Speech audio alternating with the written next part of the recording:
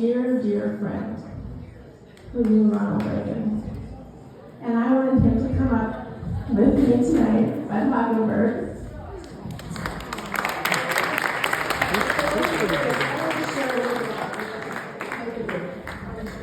I'm going to borrow his chair for a minute. Oh, it's a lot of good. Oh, I know you like brevity. I'll give this one. So Bud is a dear friend. We've known each other for several years, but he is a partner at Coppola Law Firm. He's married to Dorothy, his wife. He has 3 children.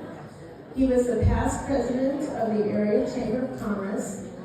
He is an active member of the local Jewish community, including past board president of the Jewish Federation of Greater Des Moines. He is a consultant for the Robert D. and Billy Ray Center at Drake University. And he was a member of the President's Commission on White House Fellowships from 1988 to 1993. But one of the things I like about Bud is he's hardworking and he wants to get things done. And he always does. And he calls you sometimes early in the morning if he wants to really get things done. And a lot of us sitting here might have gotten those phone calls. So I really appreciate that about you, Bud. But tonight, Bud, I was thinking about Ronald Reagan, and I knew that you knew Ronald Reagan. So I wanted you to share with the group how you first got involved with the Ronald Reagan campaign. I'm really honored to be with all of you, and I want to thank my friend Denise, and I want to thank each of you for what you do for Republican Party and Republican candidates who are going to take us to victory in 2024. And that leads me to Ronald Reagan. I and Senator Wigler from Clarion, who founded the Haiti operation in Clarion, and Gary Kirk were co-chairs of the Reagan campaign in 1980. But enough about the history, because we have just a couple of minutes. And I think what he represented is what our theme should be today. He represented peace through strength. He not only talked about it, but he acted on it. In 1989, when Germany was divided east and west, he went to the Brandenburg Gate, and against the advice of all of his Washington advisors, he got up and said, "Mr. Gorbachev, tear down that wall." But the important thing is 4 years later, in 2003, there was no Russian Empire. His statement, his action caused that. A little bit about Reagan. Because to understand candidates, you have to understand the background. He was a high school and college athlete. He was also very active as an actor in college, and then he got a job at Davenport radio station, and then later at the WHO. And he was very effective there, and then he went to Hollywood and became an actor. But the important thing was that he was chair of the Screen Actors Guild when the communist actors were trying to take over the operation, and he prevailed. So my point is that peace through strength works, that a quiet manner and a great sense of humor, like the debate with when he said to Jimmy Carter, "There he goes again." Remember that line?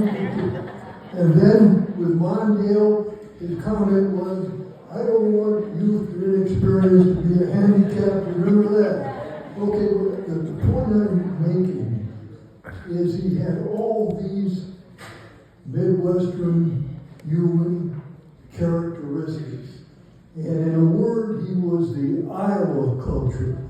And for those of us that met him and worked with him, we're proud to remember him. But as I started my comments, his narrative should be our narrative for success in 2024. Thank you. Yes. Thank you for that.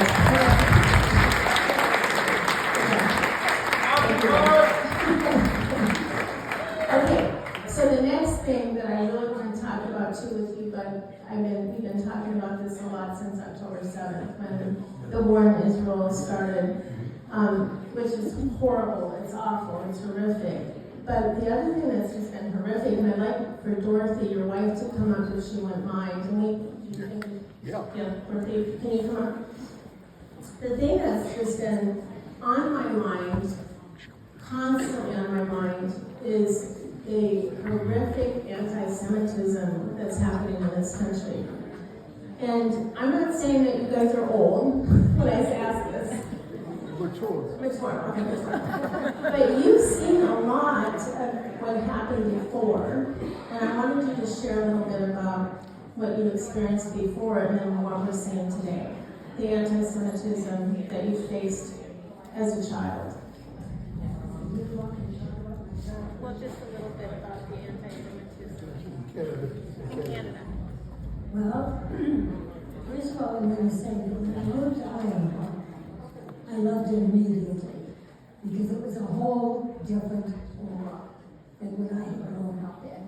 Now, Canada is a great country, don't misunderstand, but it's not warm and welcoming like Iowa is.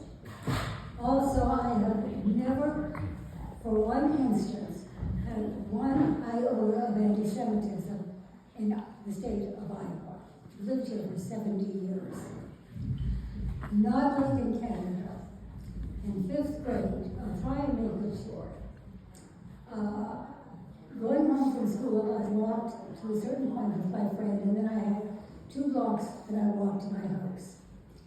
There was a group of boys led by Ian, and they waited for me, and it was in the winter. And they make snowballs around stones and throw them at me. And they would yell, Christ killer, dirty Jew, every epithet in the books. Yid, kike, Christ killer, everything. And occasionally, every so often, one of them would come up and spit on me. And this happened every day for a while. Well, back in those days, kids grew up early, and I knew I couldn't go to my parents. They'd say, you're 10 years old, figure it out. And I wasn't about to go to my school teachers and say, I'm a little Jewish girl, and I'm having problems. I just couldn't do that. That just wasn't done. So what I did actually was, I misbehaved in school and then had to say afterwards and write 50 lines. I will not talk in school. I will not talk in school. And I wrote them very slowly, and I did that for a few days, and the boys got tired of waiting for it. Now, the other side of the story is, I went to a private high school, and it was on a college, downtown college campus. There was a high school, and it was run like college. You didn't have roll call, no homeroom or anything like that. You just went to class. So between 11th and 12th grade, I was looking over the roster of the kids, and I see the name Ian. And I just froze. I thought, oh, here we go again. So I took off a couple of days and sat in the cafeteria. You know how you do that, you flow from table to table and you meet all the kids. Sure enough, the second morning, there was Ian. Looked at him to see that I could remember him, so if I saw him coming, I could duck the other way. Walked out of the cafeteria into the hallway. It was during class hours, so there was nobody there, and I heard footsteps behind me. Tap on the shoulder. It was Ian, of course. Did you go to Queenston School? Yes. I said, I'm Ian, do you remember me? I said, yes. He said, well, I want you to know something. What I did to you was because it was what I learned from my parents every night at the dinner table. I'm an adult adult now, he was 17. He says, and I know they were wrong. I never saw him again. I don't know if he dropped out of school or what. That just was the end of that story. I have wondered for years why he would at 17 feel that his parents were wrong. And the only thing that I can think of is we used to go to the movies. You know, nobody had television in 1950. We'd go to the movies and we'd look at the news. And that was when, of course, the UN had declared Israel to be a state. And the Arabs attacked immediately. And I think he saw the Jewish boys his age and girls fighting and winning. And I'm guessing that's when he decided his parents were wrong. So that's all I know.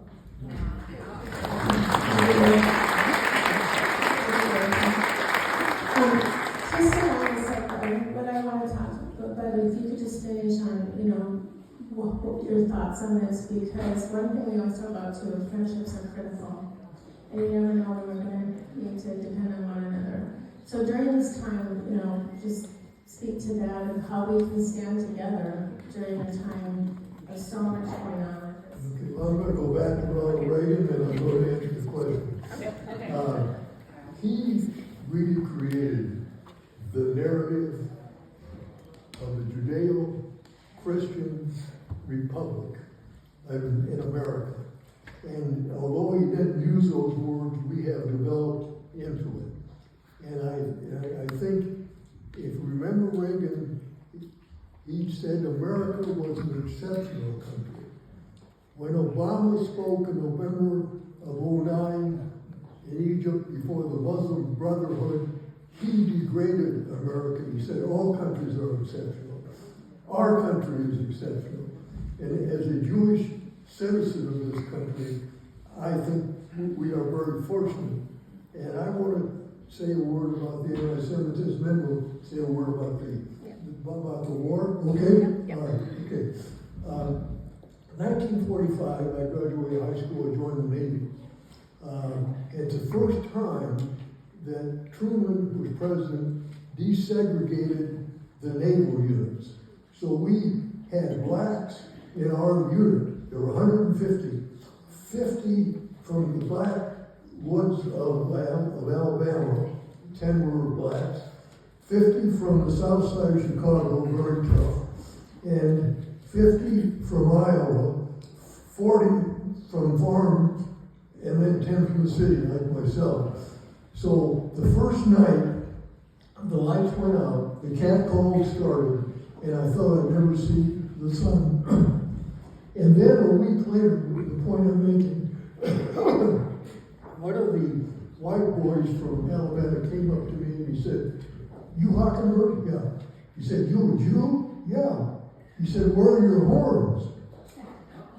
I said, what? He said, "I was taught back home that Jews had horns." "No, they didn't." "Did you shave them before you came in the Navy?" "No." And then we became justified. I mentioned that story because in certain parts of America at that time, there was deep anti-Semitism. There's a different kind of anti-Semitism in America today, and it evolved out of the attack of October 7th. Tuesday, 40 Republican senators viewed the grisly, savage, barbaric killing of 1,400 Israelis. And some of these photos, and I just want to tell you, though it may be very disturbing, were babies baked in ovens, babies dismembered. And so that was Hamas. Hamas has a charter, but more importantly, Hamas is a tributary, a division of Iran. Iran is like a holding company that has like a business with a number of divisions, like Hamas, Hezbollah in the north, the Houthis in Yemen, and you never hear about that. But that's what the Israelis are up against. And the Hamas charter, first of all, calls for the destruction of Israel, then the killing of all the Jews.